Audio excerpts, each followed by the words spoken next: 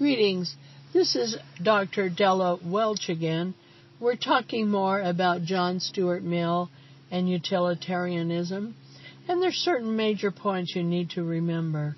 Remember that each person is of equal worth. Each woman is equal to each man. And each person being of equal worth is regardless of their educational background or other background circumstances.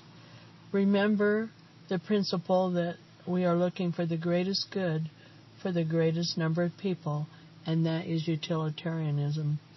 Briefly stated, the needs of the many outweigh the needs of the few.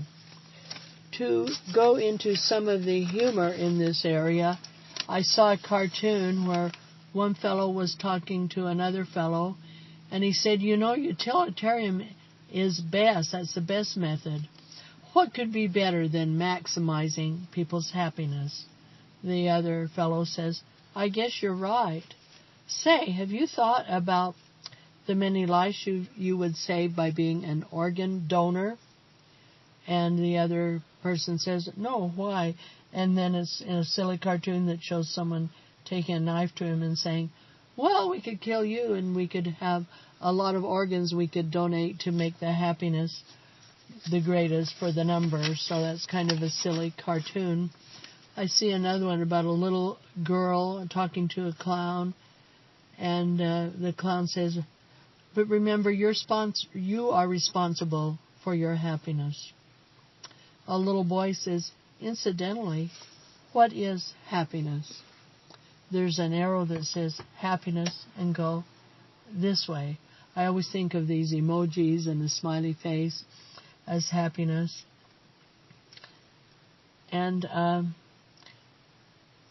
think about a business executive walking down the street with another business executive, and one executive said, J.S. Mill didn't say who the individual was that had the greatest happiness as being paramount, but however, I think he would, like you would be a person of great happiness.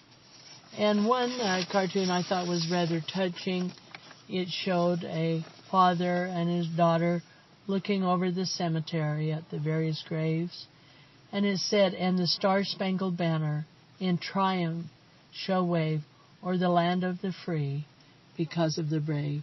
And because of those brave, that graves are marked in our cemetery, because of those few, we, the many people of the United States, have these great freedoms, and that's an example of Mill and utilitarianism. Now I wanted to look at a few questions. Question 1. Mill pioneered the arguments for women's suffrage in England, and that is true. Second, Mill married Harriet Taylor, a woman's advocate, after dating her for about 20 years. And that is true. He had to date her that long because she was married to someone else at the time. Question 3. Mill had a busy home education and had a nervous breakdown, and that was about age 20 or 21. And that is true. His father was a very harsh driver of making him get his schooling at home through tutoring. He was doing homeschooling before it was very fashionable.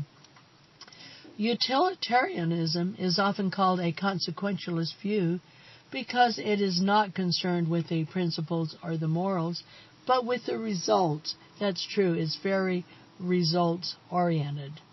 Mill contended that the ideas of justice depends on happiness, and happiness is more important to consider than justice. That's true. Mill is often called the happiness principle. Number 6, Mill was an English economist and a philosopher. That is true. 7, Mill was educated at home by his father, and that is true. And his father was very tough educator. Next, number 8, Mill served in the English Parliament. True or false? And that is true. Next, Mill was born in 1806 in London, And that is true. So this will conclude part of our questioning on this recording, and the next recording we will complete the questioning on John Stuart